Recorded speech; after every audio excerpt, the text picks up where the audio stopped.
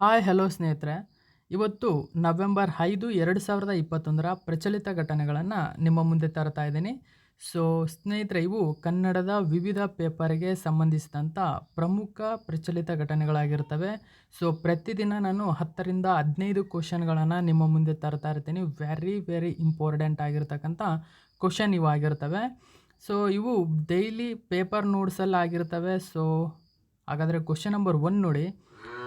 The Covaxin developed in India is accredited by the World Health Organization WHO.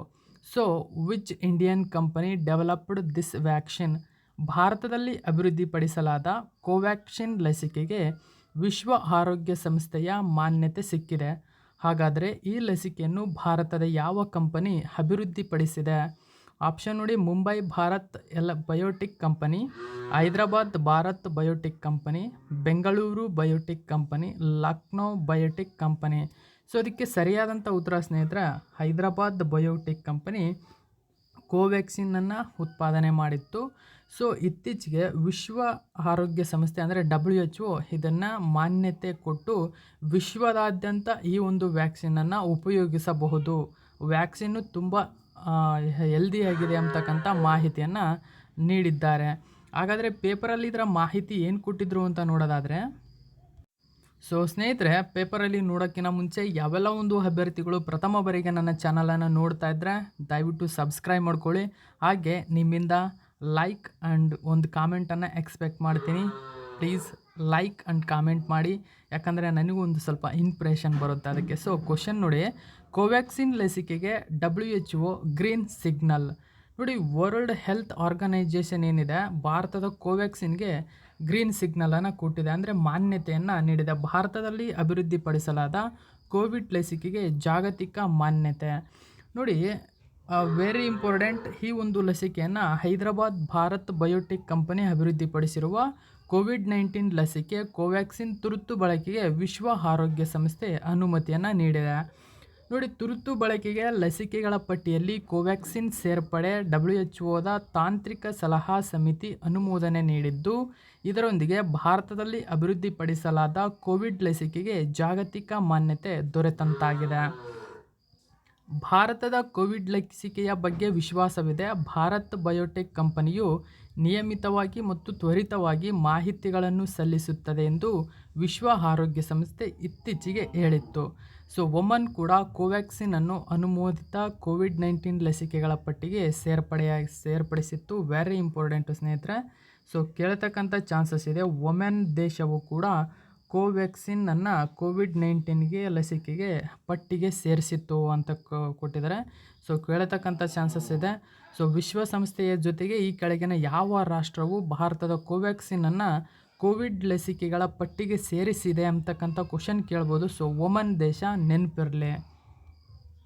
So ಸ್ನೇಹಿತರೆ, ಇದು very biggest important ಆಗಿರತಕ್ಕಂಥ ಒಂದು topic. ನೋಡಿ, ಇಲ್ಲಿ ಏನು ಕೊಟ್ಟಿದ್ದಾರೆ ಅಂದರೆ WHO ಮಾನ್ಯತೆ ಪಡೆದ ಲಸಿಕೆಗಳು ಯಾವುವು. ವೆರಿ ಇಂಪಾರ್ಟೆಂಟ್ ಸ್ನೇಹಿತರೆ. ನೋಡಿ, Covishield, Covaxin, Pfizer, BioNTech, Johnson and Johnson, Moderna ಮತ್ತು ಸಿನೋಫಾರ್ಮಾ ಕಂಪನಿಗಳು ಉತ್ಪಾದಿಸುವ ಲಸಿಕೆಯನ್ನು ತುರ್ತು ಬಳಕೆಗೆ ಪಟ್ಟಿಗೆ ಸೇರಿಸಲು ವಿಶ್ವ ಆರೋಗ್ಯ ಸಂಸ್ಥೆಯು ಅನುಮೋದನೆಯನ್ನು ನೀಡಿದೆ. ನೋಡಿ, ಕೇಳ್ತಕ್ಕಂಥ ಚಾನ್ಸಸ್ ಇರುತ್ತೆ. WHO ಮಾನ್ಯತೆ ಪಡೆದ ಕೋವಿಡ್ ಲಸಿಕೆಗಳು ಯಾವುವು ಅಂತ 4 ಆಪ್ಷನ್ ಕೊಡ್ಬೋದು. ಸೊ 4 ಆಪ್ಷನಲ್ಲಿ ಯಾವುದು ಒಂದು ಅಲ್ಲ ಅಂತ ಕೇಳ್ಬೋದು, ಇಲ್ಲ ಯಾವುದು ಇದರಲ್ಲಿ ಯಾವುವು ಅಂತ ಕೇಳ್ಬೋದು, ಮೇಲಿನ ಎಲ್ಲವೂ ಅಂತ ಆಪ್ಷನ್ ಬೇಕಾದ್ರೂ ಕೊಡ್ಬೋದು.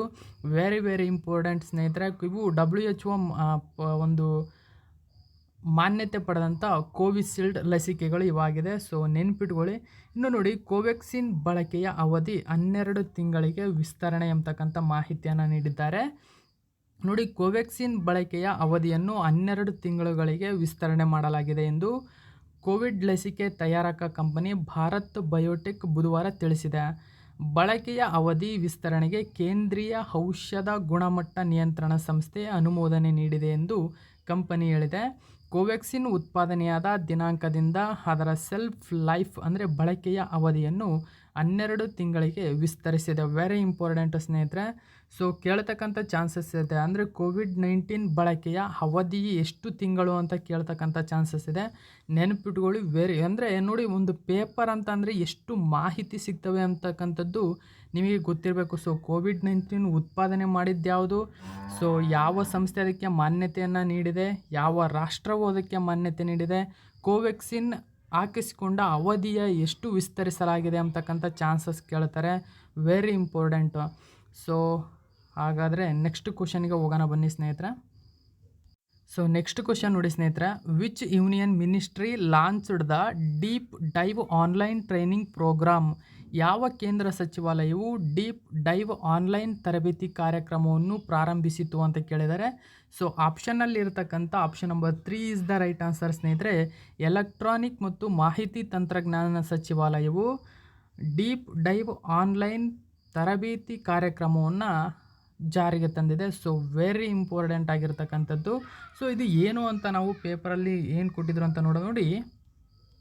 ಸೊ ನೋಡಿ, ಎಲೆಕ್ಟ್ರಾನಿಕ್ ಮತ್ತು ಐ.ಟಿ ಸಚಿವಾಲಯವು 75ನೇ ಸ್ವಾತಂತ್ರ್ಯ ದಿನಾಚರಣೆಯ ಅಂಗವಾಗಿ ಆಜಾದಿ ಕಾ ಅಮೃತ್ ಮಹೋತ್ಸವದ ಭಾಗದಲ್ಲಿ ಎಲೆಕ್ಟ್ರಾನಿಕ್ ಮತ್ತು ಐ.ಟಿ ಸಚಿವಾಲಯವು ಸೈಬರ್ ಸುರಕ್ಷತಾ ಭಾರತ್ ಉಪಕ್ರಮದ ಅಡಿಯಲ್ಲಿ 25ರಿಂದ ಅಕ್ಟೋಬರ್ 30ರವರೆಗೆ ವಾರದ ಅವಧಿಯ CISO ಡೀಪ್ ಡೈವ್ ತರಬೇತಿ ಕಾರ್ಯಕ್ರಮವನ್ನು ಆಯೋಜಿಸುತ್ತದೆ.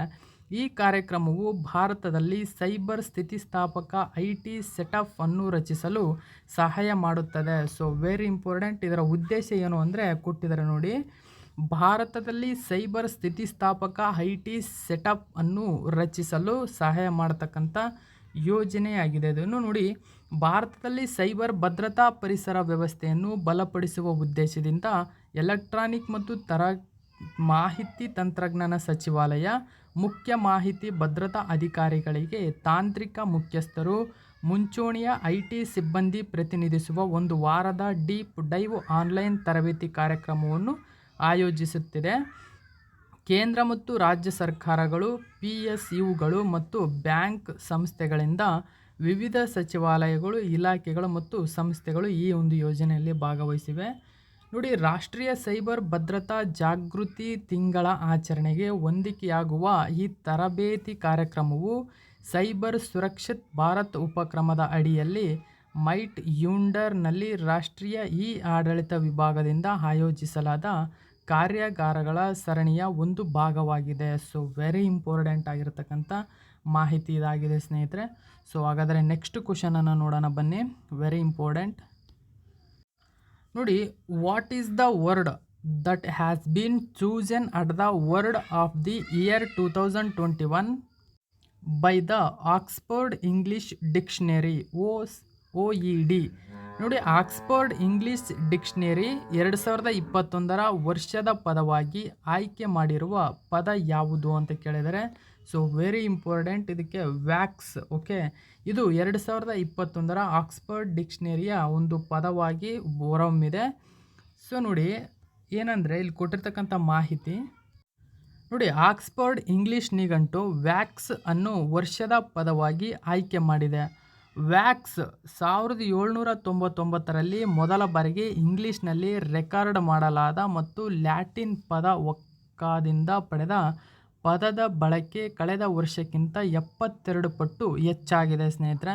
So very important. ವ್ಯಾಕ್ಸ್ ಎಂಬತಕ್ಕಂಥ ಪದವನ್ನು 1799ರಲ್ಲಿ ಮೊದಲ ಬಾರಿಗೆ ಇಂಗ್ಲೀಷ್ನಲ್ಲಿ ರೆಕಾರ್ಡ್ ಮಾಡಲಾಗಿದೆ. ಸೊ ಈ ಪದ ಲ್ಯಾಟಿನ್ ಭಾಷೆಯಿಂದ ಬಂದಂಥ ಪದವಾಗಿದೆ. ಸೊ ಇತ್ತೀಚೆಗೆ 2021ರಲ್ಲಿ ಒಟ್ಟು 72 ಪಟ್ಟು ಈ ಪದವನ್ನು ಬಳಸ್ತಕ್ಕಂಥದ್ದು ಹೆಚ್ಚಾಗಿದೆ. ಸೊ ಆದ್ದರಿಂದಲೇ 2021ರಲ್ಲಿ ಈ ವ್ಯಾಕ್ಸ್ ಅಂದರೆ ವ್ಯಾಕ್ಸಿನೇಷನ್ನಲ್ಲಿ ವ್ಯಾಕ್ಸ್ ಅಂತ ಪದ ಬರುತ್ತಲ್ಲ, ಸೊ ವ್ಯಾಕ್ಸನ್ನು ವರ್ಡ್ ಆಫ್ ದಿ ಇಯರ್ 2021 ಅಂತ, ಓಕೆನಾ, ವರ್ಡ್ ಆಫ್ ದಿ ಇಯರ್ 2021ನಲ್ಲಿ ಸೆಲೆಕ್ಟ್ ಮಾಡಲಾಗಿದೆ. ನೋಡಿ, ವ್ಯಾಕ್ಸನ್ನು ಆಕ್ಸ್ಫರ್ಡ್ ಇಂಗ್ಲಿಷ್ ನಿಘಂಟಿನಲ್ಲಿ ಲೆಕ್ಸಿಕೋಗ್ರಾಫರ್ಗಳು ವರ್ಷದ ಪದವಾಗಿ ಆಯ್ಕೆ ಮಾಡಿದ್ದಾರೆ. ಜಾಗತಿಕ ಸಾಂಕ್ರಾಮಿಕ ರೋಗದಿಂದಾಗಿ ಕಳೆದ ವರ್ಷದಿಂದ ಡಬಲ್ ವ್ಯಾಕ್ಸೆಡ್ ಅಥವಾ ಸಂಪೂರ್ಣ ವ್ಯಾಕ್ಸೆಡ್ನಂತಹ ವ್ಯಾಕ್ಸ್ಗೆ ಸಂಬಂಧಿಸಿದ ಪದಗಳನ್ನು ಆಗಾಗ್ಗೆ ಬಳಸಲಾಗುತ್ತಿದೆ. ಪದದ ಬಳಕೆ ಕಳೆದ ವರ್ಷಕ್ಕಿಂತ 72 ಪಟ್ಟು ಹೆಚ್ಚಾಗಿದೆ. ನೋಡಿ, ಆಕ್ಸ್ಫರ್ಡ್ ಇಂಗ್ಲಿಷ್ ನಿಘಂಟಿನ ಹಿರಿಯ ಸಂಪಾದಕರಾದ ಫಿಯೋನಾ ಮ್ಯಾಕ್ಸ್‌ಪರ್ಸನ್ ವ್ಯಾಕ್ಸ್ ಪದವು ಈ ವರ್ಷ ಬಳಕೆಯಲ್ಲಿರುವ ಮೂಲಕ ಗಮನಾರ್ಹ ಪರಿಣಾಮ ಬೀರಿದೆ ಮತ್ತು ಆದ್ದರಿಂದ ಇದು ಸ್ಪಷ್ಟವಾದ ಆಯ್ಕೆಯಾಗಿದೆ ಎಂದು ಹೇಳಿದ್ದಾರೆ.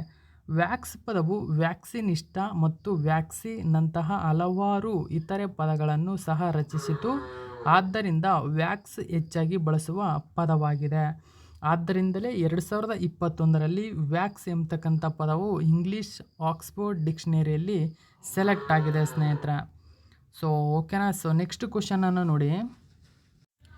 The Yes Bank and BankBazaar together launched a co-branded credit cards with which name?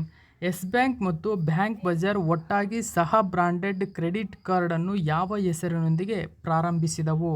So option ನೋಡಿ, FinBooster, credit vacancy, small financing, together boost. So ಅದಕ್ಕೆ ಸರಿಯಾದಂಥ ಉತ್ತರ ಸ್ನೇಹಿತರೆ ಪಿನ್ ಬೂಸ್ಟರ್ ಎಂಬ ಹೆಸರಿನಿಂದ ಯೆಸ್ ಬ್ಯಾಂಕ್ ಮತ್ತು ಬ್ಯಾಂಕ್ ಬಜಾರ್ ಸಹ branded credit ಕಾರ್ಡನ್ನು ಇತ್ತೀಚೆಗೆ ಕೋ ಬ್ರಾಂಡೆಡ್ ಆಗಿ ಸ್ಥಾಪನೆ ಮಾಡಿದ್ದಾವೆ. ಸೊ ಅದರ ಮಾಹಿತಿಯನ್ನು ನೋಡೋದಾದರೆ, ಸೊ ನೋಡಿ ಸ್ನೇಹಿತರೆ, ಯೆಸ್ ಬ್ಯಾಂಕ್ ನೋಡಿ, ಗ್ರಾಹಕರು ತಮ್ಮ ಕ್ರೆಡಿಟ್ ಅರ್ಹತೆಯನ್ನು ಟ್ರ್ಯಾಕ್ ಮಾಡಲು ಸಹಾಯ ಮಾಡಲು ಪಿನ್ ಬೂಸ್ಟರ್ ಅಂತ ಹೇಳ್ತೀವಿ. So very important. ಸೊ ಅದನ್ನು ಪಿನ್ ಬೂಸ್ಟರನ್ನು ಸ್ಥಾಪನೆ ಮಾಡಿರ್ತಕ್ಕಂಥ ಉದ್ದೇಶ ಏನಂದರೆ, ಗ್ರಾಹಕರು ತಮ್ಮ ಕ್ರೆಡಿಟ್ ಅರ್ಹತೆಯನ್ನು ಟ್ರ್ಯಾಕ್ ಮಾಡಲು ಸಹಾಯ ಮಾಡಲು ಈ ಒಂದು ಪಿನ್ ಬೂಸ್ಟರ್ ಎಂಬತಕ್ಕಂಥ ವಿಶಿಷ್ಟವಾದ ಪ್ರತಿಪಾದನೆಯನ್ನು ಅನುಮೋದಿಸಿದ್ದಾರೆ. ನೋಡಿ, ಕ್ರೆಡಿಟ್ ಫಿಟ್ನೆಸ್ ಟ್ರ್ಯಾಕರ್ನ ವಿಶಿಷ್ಟವಾದ ಪ್ರತಿಪಾದನೆಯ ಸುತ್ತಲೂ ನಿರ್ಮಿಸಲಾಗಿದೆ. ಇದು ಗ್ರಾಹಕರು ತಮ್ಮ ಕ್ರೆಡಿಟ್ ಅರ್ಹತೆಯ ಬಗ್ಗೆ ನಿಗಾ ಇಡಲು ಮಾತ್ರವಲ್ಲದೆ ಅರ್ಥಗರ್ಭಿತ ಕ್ರೆಡಿಟ್ ಸ್ಟ್ರಾಂಗ್ ಅಪ್ಲಿಕೇಶನ್ ಚಂದಾದಾರಿಕೆ ಅಂದರೆ ಕ್ರೆಡಿಟ್ ಫಿಟ್ನೆಸ್ ವರದಿಯ ಮೂಲಕ ಅವರ ಕ್ರೆಡಿಟ್ ಸ್ಕೋರ್ನ ಮೇಲೆ ಪರಿಣಾಮ ಬೀರುವ ಅಂಶಗಳ ಸ್ಕೋರ್ ಆಧಾರಿತ ವಿಮರ್ಶೆಯನ್ನು ಸುಧಾರಿಸುವ ಗುರಿಯನ್ನು ಹೊಂದಿದೆ. ಮೊದಲ ವರ್ಷಕ್ಕೆ ಕಾರ್ಡ್ದಾರರಿಗೆ ಪೂರಕವಾಗಿದೆ ಎಂದು ಅದು ಹೇಳಿಕೆಯಲ್ಲಿ ತಿಳಿಸಿದೆ ಸ್ನೇಹಿತರೆ. ಸೊ ವೆರಿ ಇಂಪಾರ್ಟೆಂಟ್ ಆಗಿರ್ತದೆ ಅಂದರೆ ನೆನಪಿಟ್ಕೊಳ್ಳಿ ಇದು. ನೋಡಿ, ಬ್ಯಾಂಕ್ ಬಜಾರ್ ಡಾಟಾಕಾಮ್ ಸಿಇಒ ಅದಿಲ್ ಶೆಟ್ಟಿ ಮಾತನಾಡಿ, ಬ್ಯಾಂಕ್ ಬಜಾರ್ ಆಕಾಂಕ್ಷೆ ಸೂಚ್ಯಂಕದ ಇತ್ತೀಚಿನ ಆವೃತ್ತಿಯು ಕ್ರೆಡಿಟ್ ಸ್ಕೋರ್ ಏನೆಂದು ತಿಳಿದಿದ್ದರೆ 70%ಕ್ಕಿಂತ ಕಡಿಮೆ ಜನರು ತಮ್ಮ ಹಣಕಾಸಿನ ಪರಿಮಾಣವನ್ನು ನಿಖರವಾಗಿ ಸೂಚಿಸುತ್ತಾರೆ ಎಂದು ಬಹಿರಂಗಪಡಿಸಿದೆ. ಸೊ ಇದು ಮಾಹಿತಿಯಾಗಿದೆ ಸ್ನೇಹಿತರೆ. ಓಕೆ, ನೆಕ್ಸ್ಟ್ ಕ್ವಶನನ್ನು ನೋಡೋಣ. ಸೊ ನೋಡಿ, ಇಲ್ಲಿದೆ ಯೆಸ್ ಬ್ಯಾಂಕ್ ಮತ್ತು ಬ್ಯಾಂಕ್ ಬಜಾರ್ ಸಹಭಾಗಿತ್ವದಲ್ಲಿ ಈ ಕ್ರೆಡಿಟ್ ಫಿಟ್ನೆಸ್ಗೋಸ್ಕರ ಈ ಒಂದು ಯೋಜನೆಯನ್ನು ಜಾರಿಗೆ ತಂದಿದೆ. ಸೊ ನೆಕ್ಸ್ಟ್ ಕ್ವಶನ್ ನೋಡಿ, which institution release the periodic green house gas bulletin? ಯಾವ ಸಂಸ್ಥೆಯು ಆವರ್ತಕ ಹಸಿರುಮನೆ ಅನಿಲ ಬುಲೆಟಿನನ್ನು ಬಿಡುಗಡೆ ಮಾಡುತ್ತದೆ? ಸೊ ವೆರಿ ಇಂಪಾರ್ಟೆಂಟ್ ಸ್ನೇಹಿತರೆ. ಆವರ್ತಕ ಹಸಿರುಮನೆ ಅನಿಲ GHG ಅನ್ನೋ ಬುಲೆಟಿನನ್ನು ಈ ಕೆಳಗಿನ ಯಾವ ಸಂಸ್ಥೆಯು ಬಿಡುಗಡೆ ಮಾಡುತ್ತದೆ ಪ್ರತಿ ವರ್ಷ ಅಂತ ನೋಡಿದ್ರೆ, ಸೊ ಅದಕ್ಕೆ ಸರಿಯಾದಂಥ ಉತ್ತರ ಸ್ನೇಹಿತರೆ WMO ವಿಶ್ವ ಹವಾಮಾನ ಸಂಸ್ಥೆ ಪ್ರತಿ ವರ್ಷ ಆವರ್ತಕ ಹಸಿರುಮನೆ ಅನಿಲ ಎಂಬತಕ್ಕಂಥ ಬುಲೆಟಿನನ್ನು ಬಿಡುಗಡೆ ಮಾಡುತ್ತದೆ. ಸೊ ಇದರ ಮಾಹಿತಿ ಏನಿದೆ ಅಂತ ನೋಡೋದಾದರೆ, ನೋಡಿ, ಕಾರ್ಬನ್ ಡೈಆಕ್ಸೈಡ್ನ ಸಾಂದ್ರತೆಯು ಅತ್ಯಂತ ಪ್ರಮುಖವಾದ ಹಸಿರುಮನೆ ಅನಿಲ 2020ರಲ್ಲಿ ಮಿಲಿಯನ್ಗೆ 413.2 ಭಾಗಗಳನ್ನು ತಲುಪಿದೆ ಮತ್ತು ಇದು ಕೈಗಾರಿಕಾ ಪೂರ್ವ ಮಟ್ಟದಲ್ಲಿ 149% ಆಗಿದೆ. 1750ರಲ್ಲಿ ಮಾನವ ಚಟುವಟಿಕೆಗಳು ಭೂಮಿಯ ನೈಸರ್ಗಿಕ ಸಮತೋಲನವನ್ನು ಅಡ್ಡಿಪಡಿಸಲು ಪ್ರಾರಂಭಿಸಿದಾಗ ಮೀಥೇನ್ ಅಂದರೆ CH4 262% ಮತ್ತು ನೈಟ್ರಸ್ ಆಕ್ಸೈಡ್ 123% ಆಗಿದೆ. ಕೋವಿಡ್-19ರ ಆರ್ಥಿಕ ಮಂದಗತಿಯು ಹಸಿರುಮನೆ ಅನಿಲಗಳ ವಾತಾವರಣದ ಮಟ್ಟಗಳಲ್ಲಿ ಮತ್ತು ಅವುಗಳ ಬೆಳವಣಿಗೆಯ ದರಗಳ ಮೇಲೆ ಯಾವುದೇ ಸ್ಪಷ್ಟವಾದ ಪರಿಣಾಮವನ್ನು ಬೀರಲಿಲ್ಲ. ಆದಾಗ್ಯೂ ಹೊಸ ಹೊರಸೂಸುವಿಕೆಗಳಲ್ಲಿ ತಾತ್ಕಾಲಿಕ ಕುಸಿತ ಕಂಡುಬಂದಿದೆ ಅಂತಕ್ಕಂಥ ಮಾಹಿತಿಯನ್ನು ನೀಡಿದೆ. ನೋಡಿ, ಈ ಒಂದು ವರದಿಯ ಪ್ರಕಾರ ಇತ್ತೀಚಿನ GHG ಬುಲೆಟಿನ್ ಅನ್ನು ವಿಶ್ವ ಹವಾಮಾನ ಸಂಸ್ಥೆ ಬಿಡುಗಡೆ ಮಾಡಿದೆ. ವರದಿಯ ಪ್ರಕಾರ ಹಸಿರುಮನೆ ಅನಿಲ ಹೊರಸೂಸುವಿಕೆಯ ಹೆಚ್ಚುತ್ತಿರುವ ಪ್ರವೃತ್ತಿಯು 2021ರಲ್ಲಿ ಮುಂದುವರೆದಿದೆ. ಸೊ ನೋಡಿ, ಇದರ ಮಾಹಿತಿ ಏನು ಹೇಳಿದೆ ಅಂದರೆ 2021ರಲ್ಲಿ ಹಸಿರುಮನೆ ಅನಿಲದ ಹೊರಸೂಸುವಿಕೆಯು ಹೆಚ್ಚುತ್ತಿದೆ ಅಂತಕ್ಕಂಥ ಮಾಹಿತಿಯನ್ನು ನೀಡಿದೆ. ಎಲ್ಲ 3 ಪ್ರಮುಖ GHGಗಳಾದ ಕಾರ್ಬನ್ ಡೈಆಕ್ಸೈಡ್, ಮೀಥೇನ್, ನೈಟ್ರಸ್ ಆಕ್ಸೈಡ್ನಲ್ಲಿ ಹೆಚ್ಚಳವನ್ನು ದಾಖಲಿಸಿದೆ ಎಂದು ವರದಿಯು ಹೈಲೈಟ್ ಮಾಡಿದೆ. ಇಂದಿನ ವರ್ಷಗಳಿಗೆ ಹೋಲಿಸಿದರೆ 2020ರಲ್ಲಿ ಏಕಾಗ್ರತೆಯಾಗಿದೆ. ಹೊರಸೂಸುವಿಕೆಯು ಪ್ರಸ್ತುತ ವೇಗದಲ್ಲಿ ಮುಂದುವರೆದರೆ ಸರಾಸರಿ ಜಾಗತಿಕ ತಾಪಮಾನವು ಪ್ಯಾರಿಸ್ ಒಪ್ಪಂದದ ಜಾಗತಿಕ ತಾಪಮಾನದ ಗುರಿಯನ್ನು ಮೀರುತ್ತದೆ ಎಂಬತಕ್ಕಂಥ ಮಾಹಿತಿಯನ್ನು ನೀಡಿದೆ. ಸೊ ನಿಮಗೆ ನೆನಪಿರಲಿ, ಪ್ಯಾರಿಸ್ ಒಪ್ಪಂದ ಹಸಿರುಮನೆ ಅನಿಲದ ಹೊರಸೂಸುವಿಕೆಯ ಪ್ರಮಾಣವನ್ನು ಕಡಿಮೆ ಮಾಡೋದಕ್ಕೆ ಸಂಬಂಧಿಸಿದೆ. ಸೊ ಈ ವರದಿಯನ್ನು WMO ಬಿಡುಗಡೆ ಮಾಡುತ್ತದೆ. ವೆರಿ ಇಂಪಾರ್ಟೆಂಟ್ ಆಗಿದೆ. ಸೊ ನೆಕ್ಸ್ಟ್ ಕ್ವಶನನ್ನು ನೋಡಿ. ಅಕಾರ್ಡಿಂಗ್ ಟು ಎ ರೀಸೆಂಟ್ ನೀತಿ Aayog report, which of the following districts in Karnataka has significantly reduced mall nutrition? ಇತ್ತೀಚೆಗೆ ನೀತಿ ಆಯೋಗದ ವರದಿಯ ಪ್ರಕಾರ ಕರ್ನಾಟಕದಲ್ಲಿ ಕೆಳಗಿನ ಎಷ್ಟು ಜಿಲ್ಲೆಗಳಲ್ಲಿ ಗಣನೀಯವಾಗಿ ಅಪೌಷ್ಟಿಕತೆ ಕಡಿಮೆಯಾಗಿದೆ ಎಂದು ವರದಿ ಮಾಡಿದೆ? ನೋಡಿ, ಸರಿಯಾದಂಥ ಉತ್ತರ option 1 is the right answer. ಕರ್ನಾಟಕದ ಒಟ್ಟು 20 ಜಿಲ್ಲೆಗಳಲ್ಲಿ ಅಪೌಷ್ಟಿಕತೆಯ ಮಟ್ಟ ಗಣನೀಯವಾಗಿ ಕಡಿಮೆಯಾಗಿದೆ ಅಂತಕ್ಕಂಥ ಪ್ರಮುಖ ವರದಿಯನ್ನು ನೀತಿ ಆಯೋಗ ಇತ್ತೀಚೆಗೆ ಬಿಡುಗಡೆ ಮಾಡಿದೆ. ನೋಡಿ, ಅಪೌಷ್ಟಿಕತೆ ಕಡಿಮೆಯಾಗಿರ್ತಕ್ಕಂಥ ಮಾಹಿತಿ ಪೇಪರಲ್ಲಿ ಕೊಟ್ಟಿದ್ದಾರೆ. ಸೊ ನೋಡಿ, ನೀತಿ ಆಯೋಗದ ವರದಿಯ ಪ್ರಕಾರ 20 ಜಿಲ್ಲೆಗಳಲ್ಲಿ ಅಪೌಷ್ಟಿಕತೆ ಗಣನೀಯ ಇಳಿಕೆಯನ್ನು ಕಂಡಿದೆ ಅಂತಕ್ಕಂಥ ಮಾಹಿತಿ ನೀಡಿದೆ. ಸೊ ಅಪೌಷ್ಟಿಕತೆ ಇಳಿಯಲು ಕಾರಣ ಏನು ಅಂತ ಕೊಟ್ಟಿದ್ದಾರೆ ನೋಡಿ. ಇಲ್ಲಿ ನಿತ್ಯ 800 ಮೌಲ್ಯದ 500 ಕ್ಯಾಲೋರಿ ಮತ್ತು 12ರಿಂದ 15 ಗ್ರಾಂ ಪ್ರೋಟೀನ್ನ ಆಹಾರ ಪೂರೈಕೆ. ತೀವ್ರ ಅಪೌಷ್ಟಿಕತೆ ಮಕ್ಕಳಿಗೆ ನಿತ್ಯ ಪ್ರತಿದಿನ 12 ಮೌಲ್ಯದ ಪೂರಕ ಪೌಷ್ಟಿಕ ಆಹಾರ.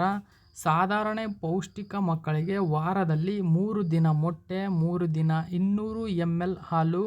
ಮೊಟ್ಟೆ ತಿನ್ನದ ಮಕ್ಕಳಿಗೆ 6 ದಿನವೂ ಕೆನೆಭರಿತ ಹಾಲು. ಸೊ ಇಷ್ಟೆಲ್ಲ ಕೊಟ್ಟಿದ್ದರಿಂದ ಕರ್ನಾಟಕದಲ್ಲಿ ಒಟ್ಟು 20 ಜಿಲ್ಲೆಗಳಲ್ಲಿ ಈ ಅಪೌಷ್ಟಿಕತೆಯ ಮಟ್ಟ ಗಣನೀಯವಾಗಿ ಕಡಿಮೆಯಾಗಿದೆ ಅಂತಕ್ಕಂಥ ಸೂಪರ್ ಸುದ್ದಿಯನ್ನು ನೀಡಿದೆ. ಸೊ ನೋಡಿ, ಇಲ್ಲಿ 5 ವರ್ಷಗಳ ಅಂಕಿಅಂಶಗಳನ್ನು ನೀಡಿದೆ. ಸೊ ನಾವು 2020-21ರಲ್ಲಿ ನೋಡಿ 37.67 ಲಕ್ಷಕ್ಕೂ ಹೆಚ್ಚು ತೂಕ ಮಾಡಿದ್ದು. ಇನ್ನು ಅಪೌಷ್ಟಿಕತೆಯ ಮಕ್ಕಳು 11,265 ಅಂದರೆ 0.30 ಇದೆ. ಬಟ್ ಆದರೆ 2015-16ರಲ್ಲಿ 42.18 ಲಕ್ಷಕ್ಕೂ ಹೆಚ್ಚು ತೂಕ ಮಾಡಿದ್ದು. ಇದರಲ್ಲಿ ಅಪೌಷ್ಟಿಕತೆಯ ಮಕ್ಕಳು 21,652 ಇತ್ತು.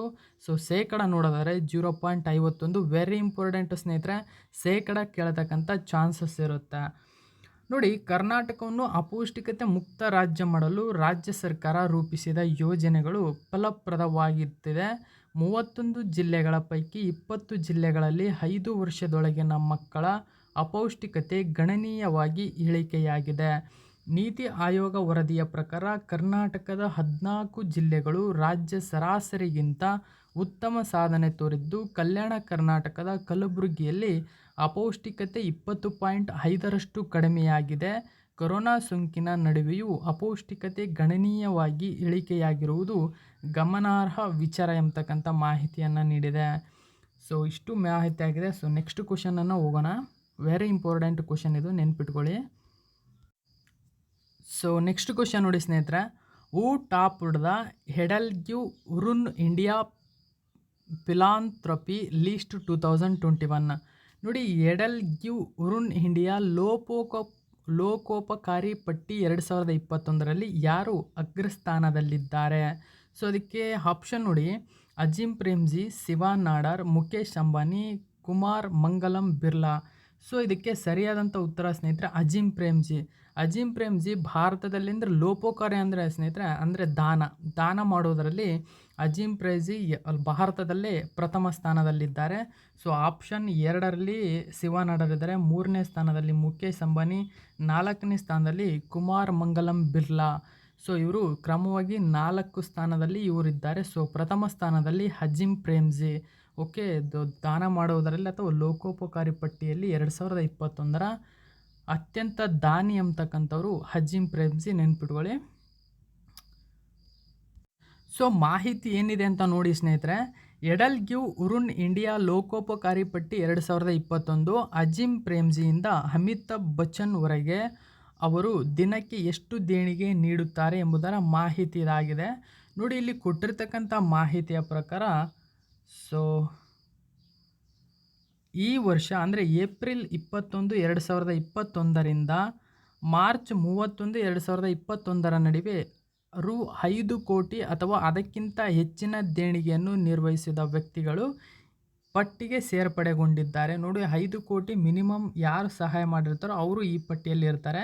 ಸೊ ಮಾಹಿತಿ ನೋಡಿ, ಎಡಲ್ ಗಿವ್ ಉರುನ್ ಇಂಡಿಯಾ ಫಿಲಾಂಥ್ರಪಿ ತನ್ನ 2021ರ ಪಟ್ಟಿಯನ್ನು ಬಿಡುಗಡೆ ಮಾಡುತ್ತಿದ್ದಂತೆ ವಿಪ್ರೋದ ಅಜೀಂ ಪ್ರೇಮ್ಜಿ ಸತತ 2ನೇ ವರ್ಷ ಅತ್ಯಂತ ಉದಾರವಾದ ಲೋಕೋಪಕಾರಿಯಾಗಿ ತಮ್ಮ ಸ್ಥಾನವನ್ನು ಉಳಿಸಿಕೊಂಡಿದ್ದಾರೆ. ಸೊ ವೆರಿ ಇಂಪಾರ್ಟೆಂಟ್ ಸ್ನೇಹಿತರೆ, ಸತತ 2 ವರ್ಷಗಳ ಬಾರಿ ಇವರೇ ಆಗಿದ್ದಾರೆ. ಸೊ 2020-19ರಲ್ಲೂ ಕೂಡ ಇವರೇ ಪ್ರಥಮ ಸ್ಥಾನದಲ್ಲಿದ್ದರು. ನೋಡಿ, ಪಟ್ಟಿಯ 8ನೇ ಆವೃತ್ತಿ, ಇದು 8ನೇ ಆವೃತ್ತಿಯಾಗಿದೆ, ನೆನ್ಪಿಟ್ಕೊಳ್ಳಿ. ಸೊ ಏಪ್ರಿಲ್ 1, 2020ರಂದು ಮತ್ತು ಮಾರ್ಚ್ 31, 2020ರ ನಡುವೆ ದೇಣಿಗೆಗಳ ಮೌಲ್ಯವನ್ನು ಆಧರಿಸಿ ತನ್ನ ಶ್ರೇಯಾಂಕವನ್ನು ಆಧರಿಸಿದೆ. ಈ ಪಟ್ಟಿಯು ಶಿಕ್ಷಣವು ಹೆಚ್ಚು ಗಮನ ಸೆಳೆದಿದ್ದು ಒಟ್ಟು 9,659 ಕೋಟಿ ರು. ಸೊ 72 ದಾನಿಗಳಿಂದ ಹರಿದು ಬಂದಿದೆ. ನೋಡಿ, ಈ ವರ್ಷದ ಪಟ್ಟಿಯಲ್ಲಿ ಶಿಕ್ಷಣಕ್ಕೆ ಹೆಚ್ಚು ದಾನಿಗಳು ದಾನ ಮಾಡಿದ್ದಾರೆ. ಒಟ್ಟು 9,659 ಕೋಟಿ ರೂಪಾಯಿ ಹರಿದು ಬಂದಿದೆ. ಒಟ್ಟು 72 ದಾನಿಗಳಿಂದ. ವೆರಿ ಇಂಪಾರ್ಟೆಂಟ್ ಸ್ನೇಹಿತರೆ, ಇದು ವೆರಿ ಇಂಪಾರ್ಟೆಂಟ್. 8ನೇ ಆವೃತ್ತಿಯಾಗಿದೆ. 8ನೇ ಆವೃತ್ತಿಯಲ್ಲಿ ಅಜೀಂ ಪ್ರೇಮ್ಜಿ ಮೊದಲನೇ ಸ್ಥಾನದಲ್ಲಿದ್ದಾರೆ. ಸೊ ಸತತವಾಗಿ 2020-21ರಲ್ಲಿ ಅಜೀಂ ಪ್ರೇಮ್ಜಿ ಪ್ರಥಮ ಸ್ಥಾನವನ್ನು ಪಡೆದುಕೊಂಡಿದ್ದಾರೆ. ನೋಡಿ, 76 ವರ್ಷದ ವಿಪ್ರೋ ಸಂಸ್ಥಾಪಕ ಈ ವರ್ಷ 9,713 ಕೋಟಿ ರು ಮೇಲೆ ತಿಳಿಸಿದ ಅವಧಿಯಲ್ಲಿ ರು 5 ಕೋಟಿ ಅಥವಾ ಅದಕ್ಕಿಂತ ಹೆಚ್ಚಿನ ಮೊತ್ತವನ್ನು ದೇಣಿಗೆ ನೀಡಲು ನಿರ್ವಹಿಸಿದ ವ್ಯಕ್ತಿಗಳ ಪಟ್ಟಿಗೆ ಸೇರ್ಪಡೆಗೊಂಡಿದ್ದಾರೆ. ನೋಡಿ, ಇಲ್ಲಿ ಕೊಟ್ಟಿರ್ತಕ್ಕಂಥ ಎಡಲ್ ಗಿವ್ ಉರುನ್ ಇಂಡಿಯಾ ಲೋಕೋಪಕಾರಿ ಪಟ್ಟಿ 2021ರ ಅಗ್ರ 10 ಜನರು ಕೊಟ್ಟಿದ್ದಾರೆ. ಸೊ ನಾವಿಲ್ಲಿ ಒಂದು 6-7 ಜನ ನೋಡೋಣ. ಸೊ ನೋಡಿ, ಅಜೀಂ ಪ್ರೇಮ್ಜಿ ಒಟ್ಟು 9,713 ಕೋಟಿ ರು ದಾನವನ್ನು ಮಾಡಿದ್ದಾರೆ. ಶಿವ ನಾಡರ್ HCL ಟೆಕ್ನಾಲಜೀಸ್ ಇವರು 1,263 ಕೋಟಿ ರು ದಾನ ಮಾಡಿದ್ದಾರೆ. ಇನ್ನು ಮುಖೇಶ್ ಅಂಬಾನಿ ರಿಲಯನ್ಸ್ ಇಂಡಸ್ಟ್ರೀಸ್ 577 ಕೋಟಿ ರು ದಾನ ಮಾಡಿದ್ದಾರೆ. ಇನ್ನು ಕುಮಾರ್ ಮಂಗಲಂ ಬಿರ್ಲಾ ಆದಿತ್ಯ ಬಿರ್ಲಾ ಸಮೂಹ ಇದಾಗಿದೆ, ಇವರು 377 ಕೋಟಿ ರು ದಾನ ಮಾಡಿದ್ದಾರೆ. ಇನ್ನು ನಂದನ್ ನೀಲಕೇಣಿ ಇನ್ಫೋಸಿಸ್ CEO, ಸೊ ಇವರು 183 ಕೋಟಿ ರು ದಾನ ಮಾಡಿದ್ದಾರೆ. ಇನ್ನು ಹಿಂದುಜಾ ಫ್ಯಾಮಿಲಿ, ಹಿಂದುಜಾ ಗ್ರೂಪ್ 166 ಕೋಟಿ ರು ದಾನ ಮಾಡಿ ಇವು ಕ್ರಮವಾಗಿ ಅಗ್ರಸ್ಥಾನದಲ್ಲಿವೆ. ಓಕೆ, ಸೊ ಹಾಗಾದರೆ ನೆಕ್ಸ್ಟ್ ಕ್ವಶನನ್ನು ನೋಡೋಣ. ವೆರಿ ಇಂಪಾರ್ಟೆಂಟ್ ಕ್ವಶನ್ ಸ್ನೇಹಿತರೆ ಇದು. Joint statistical publications JSP 2021 and JSP Snapshot 2021 are the publications of which regional association? ಜಂಟಿ ಸ್ಟ್ಯಾಟಿಸ್ಟಿಕಲ್ ಪಬ್ಲಿಕೇಶನ್ಸ್ 2021 ಮತ್ತು JSP ಸ್ನ್ಯಾಪ್ಶಾಟ್ 2021 ಯಾವ ಪ್ರಾದೇಶಿಕ ಸಂಘದ ಪ್ರಕಟಣೆಯಾಗಿದೆ? ವೆರಿ ಇಂಪಾರ್ಟೆಂಟ್ ಸ್ನೇಹಿತರೆ. ಆಸಿಯಾನ್ ಸಂಘಟನೆ, ಬ್ರಿಕ್ಸ್ ಸಂಘಟನೆ, ಕೋಪ್ 26, ಸಾರ್ಕ್ ಸಂಘಟನೆ. ಸೊ ಇದಕ್ಕೆ ಸರಿಯಾದಂಥ ಉತ್ತರ ಬ್ರಿಕ್ಸ್ ಸಂಘಟನೆಯು ಜಂಟಿ ಸ್ಟ್ಯಾಟಿಸ್ಟಿಕಲ್ ಪಬ್ಲಿಕೇಶನ್ಸ್ ವತಿಯಿಂದ ಸ್ನ್ಯಾಪ್ಶಾಟ್ 2021 ಪ್ರಕಟಣೆಯಾಗಿದೆ. ಸೊ ವೆರಿ ಇಂಪಾರ್ಟೆಂಟ್, ಇದು ಬ್ರಿಕ್ಸ್ ಸಂಘಟನೆ ಈ ಪ್ರಕಟಣೆಯನ್ನು ಹೊರಡಿಸಿದೆ. ಇದು ಏನು ಮಾಹಿತಿ ಅಂತ ನೋಡೋದಾದರೆ ನೋಡಿ, ಬ್ರಿಕ್ಸ್ ಜಂಟಿ ಅಂಕಿಅಂಶಗಳ ಪ್ರಕಟಣೆ ಅಂದರೆ ಸ್ಟ್ಯಾಟಿಸ್ಟಿಕಲ್ ಸ್ನ್ಯಾಪ್ಶಾಟ್ ಅಂತ ಹೇಳ್ತೀವಿ. ಜಂಟಿ ಅಂಕಿಅಂಶಗಳ ಪ್ರಕಟಣೆ JSP ಸ್ನ್ಯಾಪ್ಶಾಟ್ ಬಿಡುಗಡೆಯಾಗಿದೆ. ನೋಡಿ, GP ಸಮಂತ ಭಾರತದ ಮುಖ್ಯ ಸಂಖ್ಯಾಶಾಸ್ತ್ರಜ್ಞ ಮತ್ತು ಕಾರ್ಯದರ್ಶಿ, ಅಂಕಿಅಂಶ ಮತ್ತು ಕಾರ್ಯಕ್ರಮ ಅನುಷ್ಠಾನ MOSPI ಸಭೆಯ ಅಧ್ಯಕ್ಷತೆ ವಹಿಸಿದ್ದರು. ಸುಸ್ಥಿರ ಅಭಿವೃದ್ಧಿ ಗುರಿಗಳ ಅಂದರೆ SDGಗಳ ಮೇಲಿನ ಸಭೆಯ ವಿಷಯವಾಗಿದೆ. ಸೊ ಇದರ ಮಾಹಿತಿ ನೋಡಿ, ಅವಿಭಕ್ತ ಸ್ಟ್ಯಾಟಿಸ್ಟಿಕಲ್ ಪ್ರಕಟಣೆ ಅಂದರೆ JSP 2021 ಮತ್ತು JSP ಸ್ನ್ಯಾಪ್ಶಾಟ್ 2021 ದೇಶಗಳಲ್ಲಿ ಅಧಿಕೃತ ಹೇಳಿಕೆ ಪ್ರಕಾರ ಗುರುವಾರ ಈ ಮಾಹಿತಿ ಪ್ರಕಟವಾಗಿದೆ. ನೋಡಿ, ಬ್ರಿಕ್ಸ್ ರಾಷ್ಟ್ರಗಳ ರಾಷ್ಟ್ರೀಯ ಅಂಕಿಅಂಶ ಕಚೇರಿಗಳ ಮುಖ್ಯಸ್ಥರ 13ನೇ ಸಭೆಯಲ್ಲಿ ವರದಿಗಳನ್ನು ಬಿಡುಗಡೆ ಮಾಡಲಾಗಿದೆ ಎಂದು ಅಂಕಿಅಂಶ ಮತ್ತು ಕಾರ್ಯಕ್ರಮ ಅನುಷ್ಠಾನ ಸಚಿವಾಲಯ ತಿಳಿಸಿದೆ. JSP 2021ರ ಮೊದಲ ಅಧ್ಯಯನವು 5 ದೇಶಗಳು ಅಂದರೆ ಬ್ರೆಜಿಲ್, ರಷ್ಯಾ, ಭಾರತ, ಚೀನಾ ಮತ್ತು ದಕ್ಷಿಣ ಆಫ್ರಿಕಾ ಹೋಲಿಸಬಹುದಾದ ಅಂಕಿಅಂಶಗಳೊಂದಿಗೆ ಸಾಮಾನ್ಯ ಮಾಹಿತಿಯನ್ನು ಒದಗಿಸುತ್ತದೆ. ಆದರೆ ಇತರೆ 14 ಅಧ್ಯಾಯಗಳು ವೈಯಕ್ತಿಕ ರಾಷ್ಟ್ರಗಳ ಇಂದಿನ ಅಭಿವೃದ್ಧಿ ಮತ್ತು ಪ್ರಸ್ತುತ ಸ್ಥಿತಿಯ ವಿವಿಧ ಅಂಶಗಳನ್ನು ಪ್ರತಿಬಿಂಬಿಸುತ್ತದೆ. ಓಕೆ ನೋಡಿ, ಭಾರತ ರಾಷ್ಟ್ರೀಯ ಅಂಕಿಅಂಶ ಕಚೇರಿ ಸದಸ್ಯ ರಾಷ್ಟ್ರಗಳ ಒಪ್ಪಂದದ ಪ್ರಕಾರ ವ್ಯಾಪಕ ಶ್ರೇಣಿಯ ಬಳಕೆದಾರರ ತೊಡಗಿಸಿಕೊಳ್ಳುವಿಕೆಗಾಗಿ ಜಂಟಿ ಅಂಕಿಅಂಶಗಳ ಪ್ರಕಟಣೆಯ ಚಿಕ್ಕ ಆವೃತ್ತಿಯಾದ ಮೊದಲ ಬ್ರಿಕ್ಸ್ JSP ಸ್ನ್ಯಾಪ್ಶಾಟ್ 2021 ಬಿಡುಗಡೆ ಮಾಡಿದೆ ಸ್ನೇಹಿತರೆ. ವೆರಿ ಇಂಪಾರ್ಟೆಂಟ್, ನೆನ್ಪಿಟ್ಕೊಳ್ಳಿ ಇದನ್ನು. ಸೊ ನೆಕ್ಸ್ಟ್ ಕ್ವಶನ್ ನೋಡೋಣ. Which country developed the P1 135.6 class Indian navy frigate Tushil? ಯಾವ ದೇಶವು P1 135.6 ದರ್ಜೆಯ ಭಾರತೀಯ ನೌಕಾಪಡೆಯ ತುಶಿಲ್ ಯುದ್ಧ ನೌಕೆಯನ್ನು ಅಭಿವೃದ್ಧಿಪಡಿಸಿದೆ? ಸೊ ವೆರಿ ಇಂಪಾರ್ಟೆಂಟ್ ಸ್ನೇಹಿತರೆ, ಇದಕ್ಕೆ ಸರಿಯಾದಂಥ ಉತ್ತರ ರಷ್ಯಾ ದೇಶವು ಭಾರತ ದೇಶದ P1 135.6 ದರ್ಜೆಯ ಭಾರತೀಯ ನೌಕಾಪಡೆಯ ತುಶಿಲ್ ಯುದ್ಧ ನೌಕೆಯನ್ನು ಅಭಿವೃದ್ಧಿಪಡಿಸಿದೆ.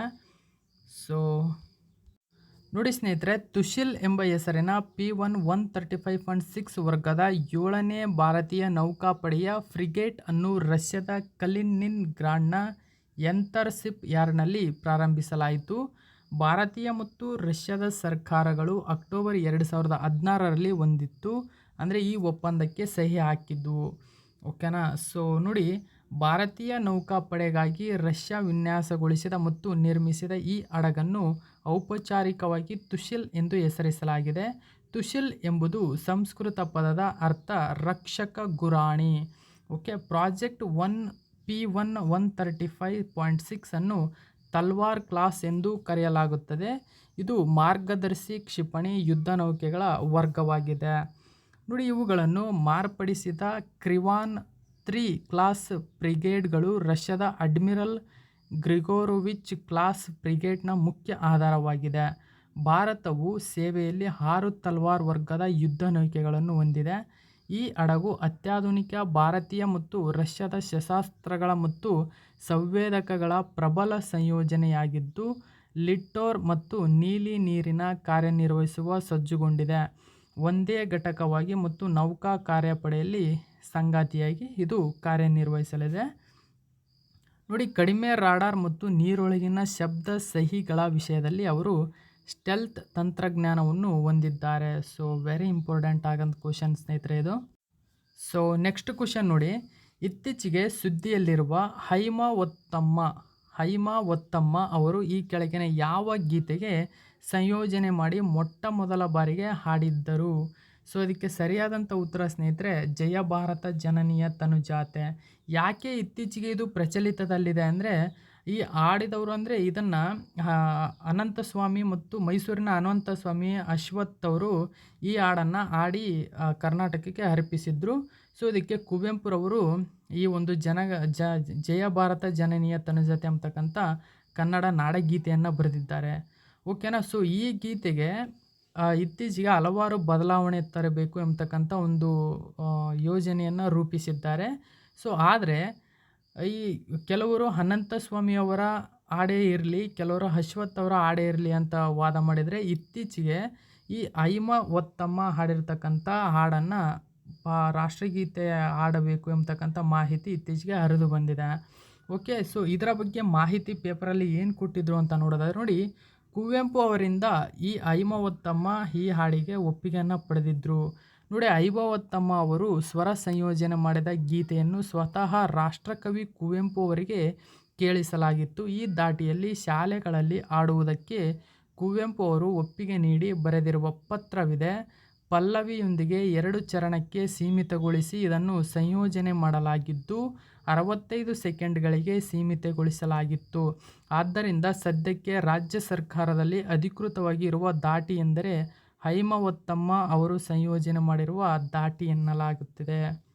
ಸೊ ನಿಮಗೆ ಕ್ವಶನ್ ಏನಾಗ್ಬೋದು ಅಂದರೆ, ಈ ಜಯಭಾರತ ಜನನೀಯ ತನುಜಾತೆ ಈ ನಾಡಗೀತೆಯನ್ನು ಈ ಕೆಳಗಿನ ಯಾರ್ಯಾರು ಹಾಡಿದ್ದಾರೆ ಸೊ ಎಂಬತಕ್ಕಂಥ ಮಾಹಿತಿ ಕೇಳ್ಬೋದು. ಐಮವತ್ತಮ್ಮ, ಅಶ್ವಥ್ ಮತ್ತು ಮೈಸೂರಿನ ಅನಂತ ಸ್ವಾಮಿ ಇವರು ಮೂವರು ಈ ಹಾಡನ್ನು ಹಾಡಿದ್ದಾರೆ ಸ್ನೇಹಿತರೆ. ಸೊ ವೆರಿ ಇಂಪಾರ್ಟೆಂಟ್ ಆಗಿರ್ತಕ್ಕಂಥ ಇದಾಗಿದೆ. ಸೊ ಯಾವೆಲ್ಲ ಒಂದು ಅಭ್ಯರ್ಥಿಗಳು ಪ್ರಥಮ ಬಾರಿಗೆ ನನ್ನ ಚಾನಲನ್ನು ನೋಡ್ತಾ ಇದ್ದರೆ ದಯವಿಟ್ಟು ಸಬ್ಸ್ಕ್ರೈಬ್ ಮಾಡಿ. Thank you so much for watching my video.